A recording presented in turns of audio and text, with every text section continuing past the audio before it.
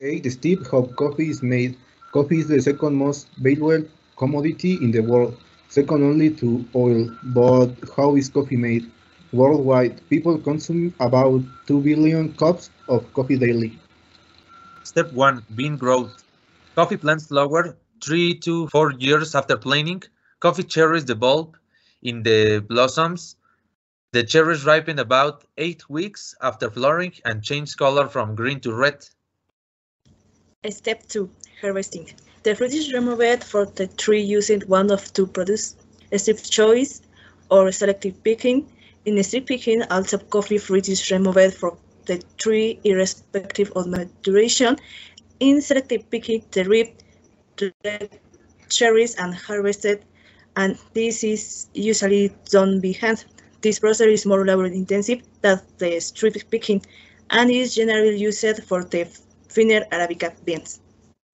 No matter the harvesting method, green, green overripe coffee cherries inevitably when you will set together with perfectly ripe cherries. There are two chief methods of preparation: drying and wheat in the wheat method, overripe and under developed. Coffee cherries stick and leaves float in the water, while ripe coffee beans and green coffee cherries sink. The first step in with processing in the separation of flooders from sneakers and dry processing harvested cherries and separate by winnowing, which is often done by hand with large size, but many also be done mechanically. Step 4. Processing and drying cherries. There are two principal chief methods used to dry and process coffee cherries: the dry process and the wet process. In the dry process, freshly harvested cherries are spread out of the floor or on raised tables to dry in the sunlight. They are raked and turned throughout the day and covered at night to keep them from getting wet. When done correctly, dry processed java results a smooth and heavy-bodied brew. In the wet process, the freshly harvested cherries are passed to a pulping machine to separate the pulp and the skin from the bean. The pulp and the beans are then separated by centrifugal force in a barrel display system.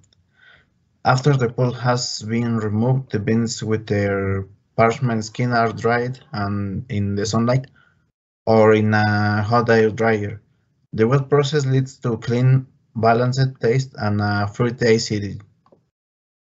Step 5. Hulling and polishing. Hullers are used to eliminate what's left of the fruit of the bean, while it's the crumbly parchment skin of the wheat processed coffee or the parchment skin and red mucilage of the semi-dry processed java or the entire leather fruit in the dry processed coffee. Polishing is an optional method that removes any remaining silver skin for the legumes after hulling. It's done to improve the appearance of the green beans. Care must be taken because the temperature experienced by the beans during polishing may be demanding to the final flavor. Step 6. Step 5. Cleaning, sorting, and grading. It is sorted and cleaning by a multi-step producer. Air sorters, sieve shakers, gravity separators are utilized to separate based on size and density. Color sorting is performed with the machines or by hand. Final grinding is based on size, growing localizations and elevation, harvesting flavor and cup quality. Step 7. Roasting. Beans are commonly roasted in large commercial roasters. Putting beans in large metal cylinders and flowing hot air or them. The other method roasted over an electrical gas or charcoal heater. Roasting gradually raises the temperature of the beans to between 108 degrees centigrados and 213 degrees centigrados. This triggers the release of steam, causing the beans to swell as well as darken in color and gray. roasted flavor. Step 8. Brew and enjoy it. Finally, the step you have been waiting for all morning, and please don't use too much sugar.